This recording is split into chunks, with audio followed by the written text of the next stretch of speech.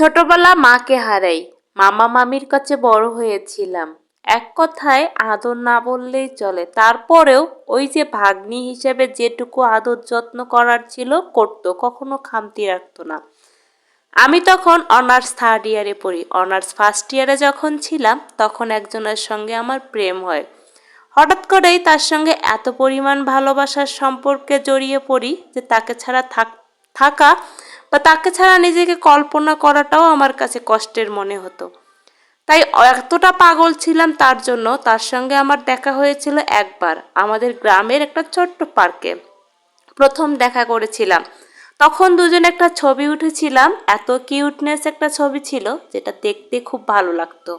সব সময় সেই ছবিটা দেখে থাকতাম। সে একটা চাকরি করত কোম্পানিতে, অনেক ভালো পোস্টে চাকরি করত। সে প্রায় প্রায় আমার সঙ্গে দেখা করতে আসতো, কিন্তু হঠাৎই একদিন সে আমার সঙ্গে যোগাযোগ করা বন্ধ করে দেয়।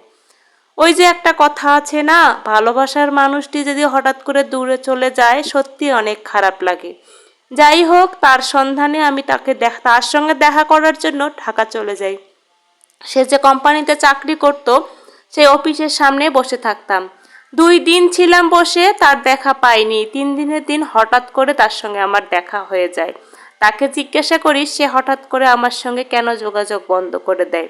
সে আমাকে বলে যে হঠাৎই আমি অনেক ব্যস্ত হয়ে পড়ি আমার চাকরির প্রমোশনের জন্য, ওই জন্য তোমাকে সময় দিতে পারিনি। আমি অনেক বোকা ছিলাম। বোকা থাকার কারণে আসলে তার কথাটা আমি বিশ্বাস করে নিয়েছিলাম। ওই যে তার সঙ্গে দেখা হয়েছে, তখন বাজত রাত 8টা। এত রাতে তো আমাকে একা ছাড়তে পারতো না। তারপর সে তার বন্ধুর বাসায় আমাকে রেখে আসে। আমি তাকে বলি তুমি একটু থেকে যাও আজকে রাতটা। সে বলে না, থাকতে পাবে না, আজকে এখানে থাকো, কাল আমি তোমাকে পৌঁছাই দিয়ে আসবো। পরের দিন সকালবেলা সে যথারীতি চলে আসে। তারপর আমাকে পরের দিন সকালবেলা বাসে উঠিয়ে দেয়। আমি বাসে উঠে বাড়িতে যাই। হঠাৎ করে তার ফেসবুক আইডিতে দেখতে পাই লাল টুকটুক একটা বউ, সে লাল পাঞ্জাবি পরে ছবি উঠে প্রোফাইল পিকচার। আমি সহ্য করতে পারিনি, তার সঙ্গে ছুটে যাই তার বাড়িতে। সে আমার সঙ্গে দেখা পর্যন্ত করেনি। তার বাড়ির মানুষ আমাকে বলে সে ঢাকায় থাকে, সে এখানে থাকে না, আমাকে চলে যেতে।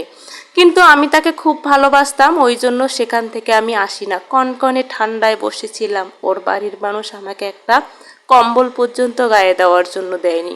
পরের দিন সকালবেলা ওরা আমাকে বলে তুমি যদি এখান থেকে চলে না যাও তাহলে আমরা সাংবাদিক ডাকবো। এটা আসলে একটা মেয়ের জন্য যে কতটা লজ্জার সেটা শুধু একটা মেয়েই জানে। সে আমার ভালোবাসার মানুষ, সে আমাকে আঘাত দিয়েছে, ভুলে গেছে। আজও তার ছবিটা এখনো লাল টুকটুক একটা মেয়ের সঙ্গে ওঠা। সহ্য করতে পারেনি। মামা মামির বাড়িতে যেহেতু বড় হয়েছি, তারাও আমাকে বোঝা মনে করতে শুরু করে দেয়। সহ্য করতে না পারে হঠাৎ করে নিজেকে মৃত্যুটাকেই শ্রেয় মনে করি। হঠাৎ করে আমার জীবনে আর সকালটা কখনো হয় না। ওই যে পরপারে চলে যাই। অনেক ভালো থেকো প্রিয়, তোমার সেই লাল টুকটুকে মিষ্টি মেয়েটাকে নিয়ে। যে মানুষটাকে তুমি এত ভালোবেসেছিলে, এতটা আদর যত্নে রেখেছিলে, আজ তাকে ভুলে অন্য কারো হাত ধরে আছো। খুব ভালো থেকো। আজকে তোমার জন্য অনেক অনেক শুভকামনা রইল। এটা একটা আপুর গল্প। আমি আসলে এই কথাটা যখন শুনেছিলাম খুবই খারাপ লেগেছিল। সে বেশি দূরের মানুষ না, আমার খুব কাছের মানুষ। তার জীবনের হিস্ট্রিটা আজকে তুলে ধরলাম। তো আজকের মতো এ পর্যন্ত। Tata, bye bye.